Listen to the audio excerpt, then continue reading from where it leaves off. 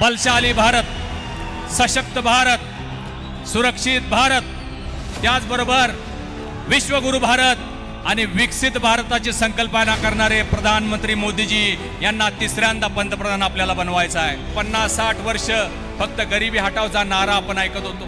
गरिबी कधी हटली नाही, कारण काँग्रेसच्या आणि त्या यूपीआच्या नेत्यांचं कधी पोटच भरलं नाही। तुम्ही ऐकतोय काँग्रेसचे नेते येत आहेत आणि विचारतायत कोल्हापूरला काय दिलं। साहेब, मोदीजींनी या कोल्हापूरला भरभरून दिलेला आहे। असा एक नेता आपल्याला लाभलेला आहे ज्याने आपल्या भारताची उंची संबंध जगामध्ये वाढवण्याचं काम केलेलं आहे आणि जगातलं सगळ्यात मोठं राम मंदिर सुद्धा आपल्याकडे आहे। फिर एक बार मोदी सरकार आणि आपकी बार या 400 पार मध्ये कोल्हापूरचे दोन्ही खासदार स्पेशियस, लक्झुरियस, सगळं मिळेल अगदी मनासारखं। बटू बिल्डर्स यांचा नवीन गृहप्रकल्प गृहलक्ष्मी रचना। महायुतीचे उमेदवार सन्माननीय संजय मंडलिक, धैर्यशील दादा माने यांच्या प्रचारार्थ आयोजित आजच्या या सभेसाठी व्यासपीठावर उपस्थित महाराष्ट्र राज्याचे सन्माननीय मुख्यमंत्री एकनाथजी शिंदे साहेब, महाराष्ट्र राज्याचे उपमुख्यमंत्री आमचे नेते आदरणीय फडणवीस साहेब, व्यासपीठावरील सर्व सन्माननीय आणि मोठ्या संख्येने उपस्थित असणारे कोल्हापूर आणि हातकणंगले मतदारसंघातील दोन्ही खासदार निवडून देणारे माझ्या सर्व बंधू भगिनी, पत्रकार, छायाचित्रकार बंधूंनो, बलशाली भारत, सशक्त भारत, सुरक्षित भारत, त्याचबरोबर विश्वगुरु भारत आणि विकसित भारताची संकल्पना करणारे प्रधानमंत्री मोदीजी यांना तिसऱ्यांदा पंतप्रधान आपल्याला बनवायचा आहे।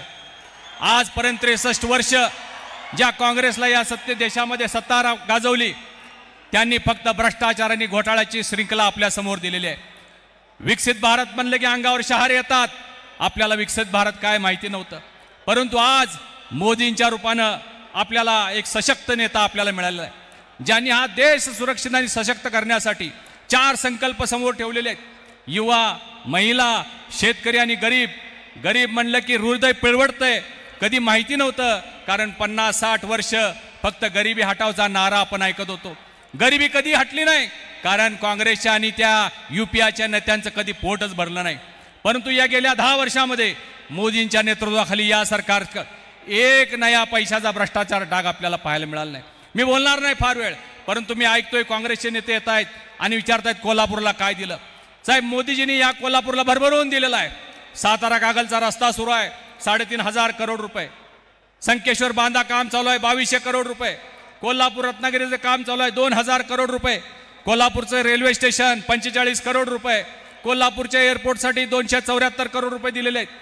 कोल्हापूरच्या जलजीवन मिशनसाठी 1,345 कोटी रुपये दिलेले आहेत। भरभरून कोल्हापूरच्या ई बसेससाठी 142 करोड रुपये दिलेले आहेत। आणि म्हणून असा एक नेता आपल्याला लाभलेला आहे ज्याने आपल्या भारताची उंची संबंध जगामध्ये वाढवण्याचं काम केलेलं आहे। जगातलं सर्वोत्कृष्ट आपल्या देशामध्ये असलंच पाहिजे असा विचार करणारा एकमेव नेता मोदीजी आहेत। तुम्ही पहा, देशातली सगळ्यात उंची, जगातली सगळ्यात मूर्ती उंची असणारी सरदार वल्लभभाई पटेलांचा पुतळा आपल्या देशामध्ये आहे। जगातला सगळ्यात उंच रेल्वे ब्रिज आपल्याकडे आहे। जगातला सगळ्यात मोठा सागरी सेतू आपल्याकडे आहे। जगातला सगळ्यात मोठा कन्व्हेन्शन सेंटर आपल्याकडे आहे आणि जगातलं सगळ्यात मोठं राम मंदिर सुद्धा आपल्याकडे आहे।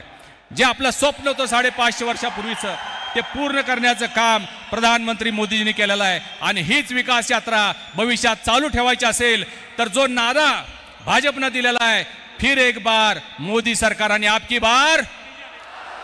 बार या 400 पार मध्ये कोल्हापूरचे दोन्ही खासदार धनुष्यबाणाला आशीर्वाद देऊन आपण पाठवा, एवढी नम्र विनंती करतो आणि थांबतो। धन्यवाद। जय हिंद, जय महाराष्ट्र। अशाच नवनवीन अपडेट पाहण्यासाठी आमच्या KK न्यूज चॅनेलला सबस्क्राइब करा।